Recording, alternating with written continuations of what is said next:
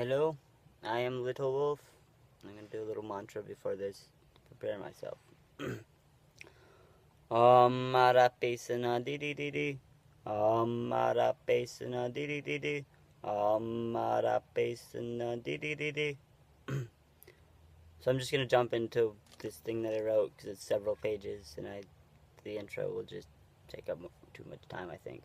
So I call this language and concepts, and I've come to realize that there are 9 types of love. There's love for the land, for animals, for enemies, for friends, for family, for lovers, a spiritual love, a self-love, and a material love. All are very much a different type of love. The concept behind them reaches between platonic, sexual, heart-sent admiration, an association in the mind, even the connection to the self, and at a spiritual level. They are all very different than the others. Where are our words for these complex concepts? And where are the conversations about such things? We throw around the word love like it is nobody's business. Our next on the scale is like, and as in previously what I said, it doesn't even hold a solid meaning. We can use it as a filler, I'm sure, to create a sense of separation to important words, concepts, and feelings. Alike the word love, like can have many forms of meaning that are not distinct and are hard to use within appropriate context. Our Anglophone culture is being stifled by unclear language. On top of that, we constantly abbreviate our words and create more with lower vibration to try to communicate our confused feelings. Clearly, we are in a situation of wanting to create a new language, only it is the ones who do not hold these complex concepts within who seem to control this form of creation. I think it is time that those who hold these complex truths and concepts within step up and teach those of us who cannot make coherent sense of our own feelings. For when we have not been educated upon our feelings, and for the most part don't even hold the concept of what feelings really are, merely only using the word because it is all that we've ever been taught. I do not blame our society, but the ones who claim to run our society, shrouding the understanding of ourselves to adhere to their own ideas of social conduct and personal agendas. They are in fact the ones creating the miscommunicated ideas of privilege, taking a word of positive nature and trying to make it dark by clouding it with confusion. It also does not mean luck, and luck is not a word that we use to separate cultures.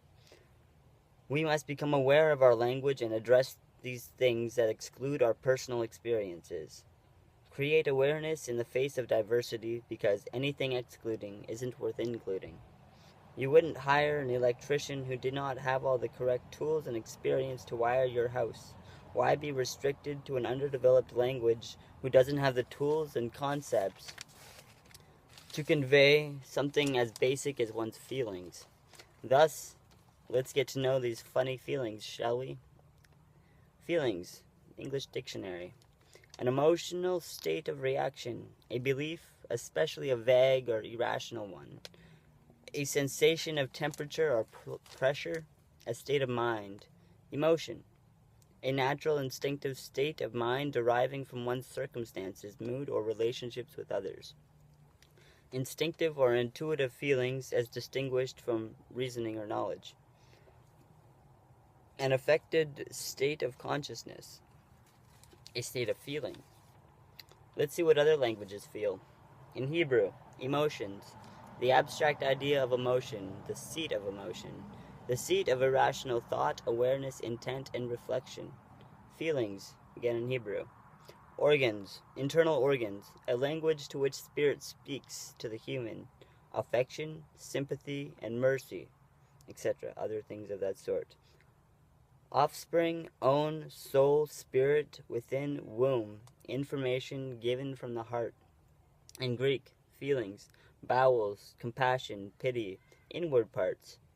Affections, seat of the feelings. In Hebrew, love, to modify the base meaning, give. English, love, an intense feeling of deep affection. Feel a deep romantic or sexual attachment to someone, a feeling of strong or consistent affection for a person. Privilege, in English. The special right that some people in authority have that allows them to do or say things that other people are not allowed to. Bullshit. The leaders were often more concerned with status and privilege than with the problems of the people. It was a privilege to work with her, and she will be sadly missed. The opportunity to do something special or enjoyable, by definition, seems to mainly be associated with monetary gain. A social opportunity to do something that makes you proud. As a person with zero monetary gain, within this society, am I still considered privileged? As a person who has been homeless for the last 3 years, living off foraging, and sleeping on the crust of the earth herself for the fact that I cannot be granted a job because of the situation at hand, and the physical disability that I acquired from birth, to which a government official inflicted upon me, and I never once got compensation, while the education system failed me because I was mentally and physically unfit to participate in regulatory classrooms. Furthermore, I am not in a high place of authority within Western culture. I cannot even purchase any government-regulated substances or go into most social environments because I was born female and appear male, and that does not match the personal identification that I hold. To add, I cannot, due to zero income or fixed address, acquire these necessary documents, and can even get fined for not having them. But I'm white, so I do not qualify for assistance because there has been no social injustice done to me. Social injustice, in the dictionary. Unfair treatment, a situation to which the rights of a person or a group of people are ignored. Or how about a situation when some unfair practices are being carried on the society? Whatever unjust is happening is actually against the law, and it must not be something that is considered immoral practice. All this, and I still do not actually hold the feelings of injustice within my being. Refer back to the definitions of feelings. Within. Using an alternative culture's concepts on the same words, I have in fact seen through the illusions of unclarity of oppression that the English language creates. A language who seems purposely to keep its people in the dark, about how to express oneself. This has nothing to do with its people, but of the ones who claim to be in charge. Yes, white privilege exists, but only if you hold the shrouded concept of injustice within one's own consciousness, and in what category of the definition you fall into. I would never say that Leonardo DiCaprio is causing any injustice because he is white with money, when he has used his status to help so many that aren't even white. And some would say that he has no place to help others or participate in lives different from his own, even if he wants to create awareness, because of his lineage and culture has harmed many in the past. Even though he himself were not part of these acts, who is actually creating injustice?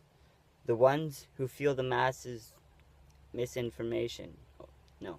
The one who feed the masses misinformation. But those who repeat their concepts and ideas keep these injustices alive. Emotion is not irrational, but misunderstood. In fact, it is only common language spoken the same inside of every living being, a map to self-fulfilled treasure and illumination of the self. What started this brain quest that flows from the heart is that I've been told, as a being of multiple identifications of gender, I cannot hold another culture's concept on the fact. In Western culture, as I have explained, our language does not seem to illuminate many important concepts. The one that affects me directly is the word transgendered, which means to go from one to the other. This concept takes you out of one box and puts you into another. While I do not hold the belief of boxed thinking, there is no more duality. No us and them mentality. I have searched for a new way to fulfill my internalized yearn for clarity and understanding. Within this search, I have found a concept who resonates within every fiber of being. This concept is the idea that one can inhabit both sides of the question of gender, a unity out of the duality. This term is two-spirited. It translates to be able to see far in both the feminine and masculine direction. When I read this, I instantly got flooded with images and feelings that I had never encountered before, viewpoints that I had never encountered before, an illumination of new recognition of the self, an insight into the soul's delight. Since this has been unlocked inside, it cannot be unfelt, nor can I identify with such a solid truth. While I never really resonated with the Westerner's understanding, I am quite aware that the origin of this concept is not of my people, but nothing is really all that authentic about the Western culture. While I hold the belief that every culture holds but a piece of the whole, and without going outside of what we are told is absolute truth, we will never really have a clear understanding of why we're here and on this revolving rock together.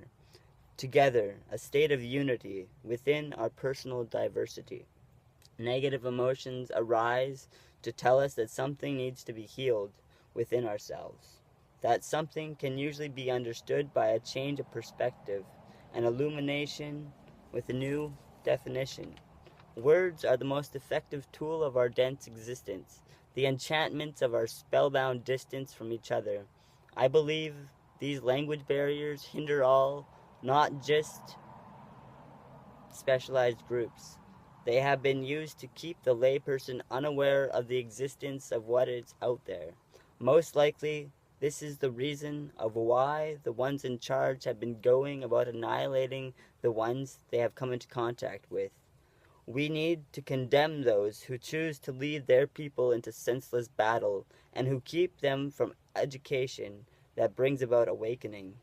Now that we communicate outside of governmental reign, we need to come to peace with those around. This is our responsibility. There are more of us and less of them.